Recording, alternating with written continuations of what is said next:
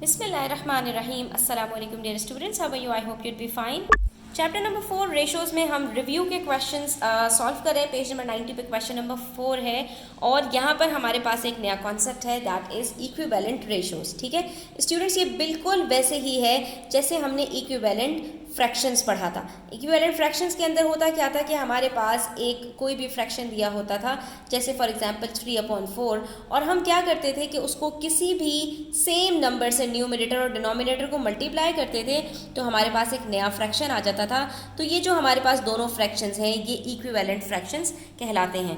अब इसी को मैं अगर सेम नंबर से डिवाइड कर दूं तो मेरे पास वही फ्रैक्शन वापस आ जाएगा। ठीक है, यानी किसी सेम नंबर से न्यूमरेटर और डिनोमिनेटर को मल्टीप्लाई या डिवाइड करके हम इक्विवेलेंट फ्रैक्शंस बना लेते हैं।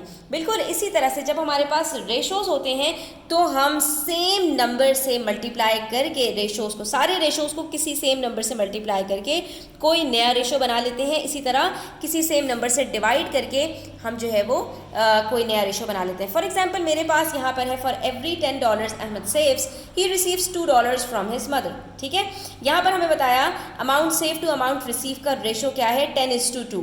ठीक है, अब इसके अंदर मेरे पास ये जो रेशो है मैं इसको किसी भी सेम नंबर से मल्टीप्लाई करूँ। फॉर एग्जाम्पल मैंने यहाँ पर 2 से मल्टीप्लाई किया दोनों को, तो 10 2s are 20, 2 2s are 4। ये नया रेशो मेरे पास जो 20:4 का बना है ये इसका इक्विवेलेंट है। सिमिलरली यहाँ पर मैं 2 और 10 दोनों को 3 से मल्टीप्लाई करूँ तो मेरे पास रेशो बन जाता है 30:6 का। 10 3s are 30, 2 3s are 6। अब ऐसे में अगर स्टूडेंट्स हमारे पास रेशोज मिसिंग हो इक्विवेलेंट रेशोज के अंदर, तो हमें सिर्फ रेशो का जो आपस में कॉम्बिनेशन है वो पता होना चाहिए। उसके लिए हमें सिंपली क्या करना है, जो भी ग्रेटर नंबर है उसको स्मॉलर नंबर के साथ आप डिवाइड कर लीजिए।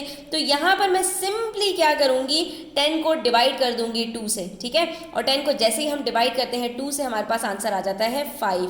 तो इसका मतलब क्या हुआ कि अगर अमाउंट रिसीव मुझे गिवन है, ठीक है, तो मैं सिंपली अमाउंट सेव्ड निकालने के लिए क्या करूँगी, 2 को मल्टीप्लाई कर दूंगी 5 से।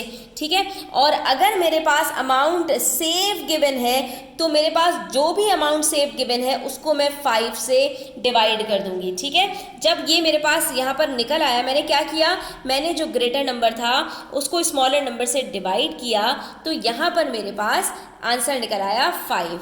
अब आप यहाँ पर देखिए सब में जो रिलेशन है वो 5 का ही होगा।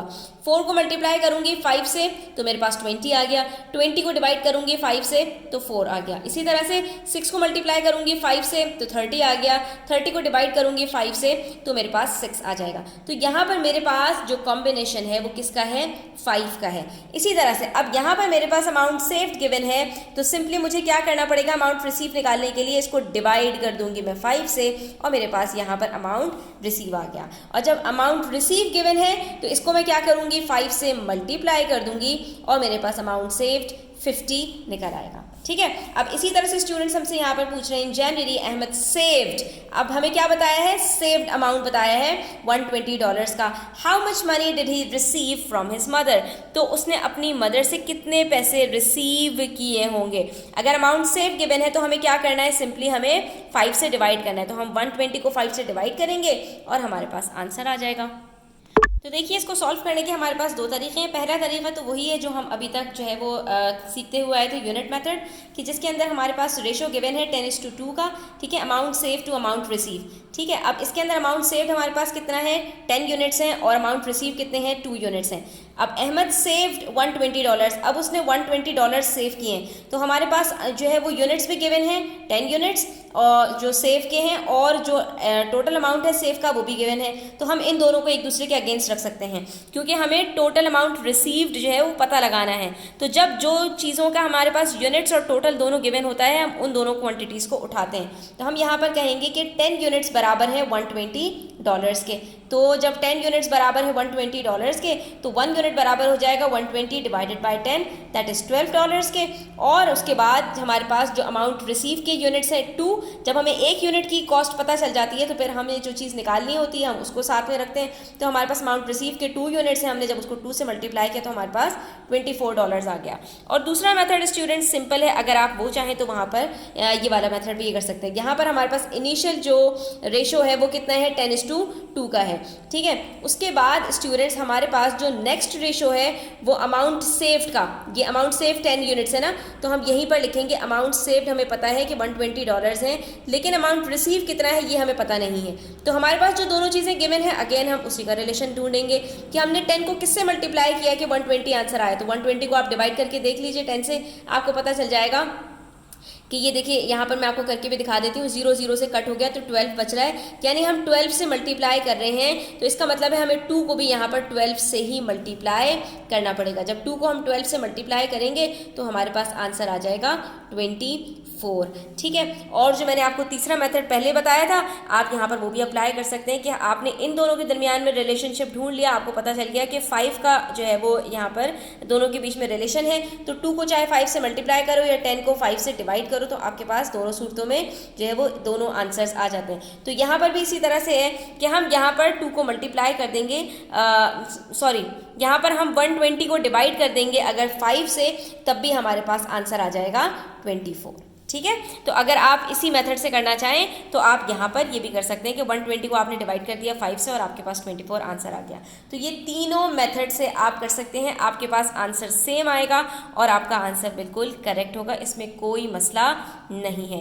तो स्टूडेंट्स, आई होप कि आपको ये क्लियर हुआ होगा। स्टिल कोई क्वेश्चन हो, क्वेरीज हो, आप कॉमेंट सेक्शन में पूछ सकते हैं। यहाँ पर मेरे पास क्वेश्चन नंबर 5 है, वो अगेन मेरे पास एक टेबल है और इसमें हमसे कह रहे हैं the table shows the number of apples and number of carrots needed to make apple carrot juice, complete the table। Again यहाँ पर हमारे पास यही है, हमें ये रिलेशनशिप ढूंढना है कि दोनों के बीच में क्या रिलेशन है। तो 2:4 का है, यानी 2 को मैं 2 से चाहे मल्टीप्लाई करूँ या 4 से डिवाइड करूँ 2 को, मेरे पास ये दोनों आंसर्स आ जाएंगे।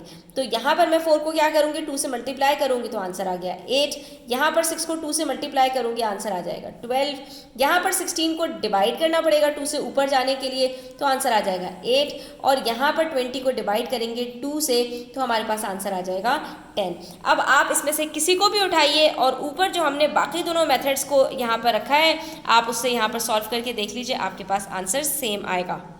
तो ये देखिए हमारे पास यहाँ पर 4 यूनिट्स हैं एप्पल्स के, ठीक है, हमें 4 एप्पल्स गिवन है। इसके अगेंस्ट में हमारे पास कितने नंबर ऑफ कैरेट्स होंगे, तो हम इसको यहाँ पर उसी मेथड से सॉल्व कर लेते हैं। इनिशियली हमारे पास रेशो है 2:4 का, जिसमें एप्पल का जो रेशो है वो 2 है और कैरेट्स के जो यूनिट्स हैं वो 4 हैं। उसके बाद हमें टोटल एप्पल्स बताए हैं 4 एप्पल्स और टोटल कैरेट्स हमसे पूछे हैं। तो हमने कहा कि भाई हमें एप्पल्स का टोटल भी पता है और रेशो भी पता है, तो हमने कहा कि 2 units of apples is equals to 4 apples, ठीक है। हमारे पास यहाँ पे 2 यूनिट्स बराबर है 4 एप्पल्स के, तो एक यूनिट के अंदर कितने एप्पल्स आएंगे, 2 एप्पल्स आएंगे। इसका मतलब है जब एक यूनिट में हमारे पास 2 एप्पल्स आ रहे हैं और हमारे पास कैरेट्स के जो यूनिट्स हैं 4 हैं, तो इसका मतलब है कि 4 यूनिट्स में हमारे पास 2 × 4 दैट इज 8 कैरेट्स आ जाएंगे।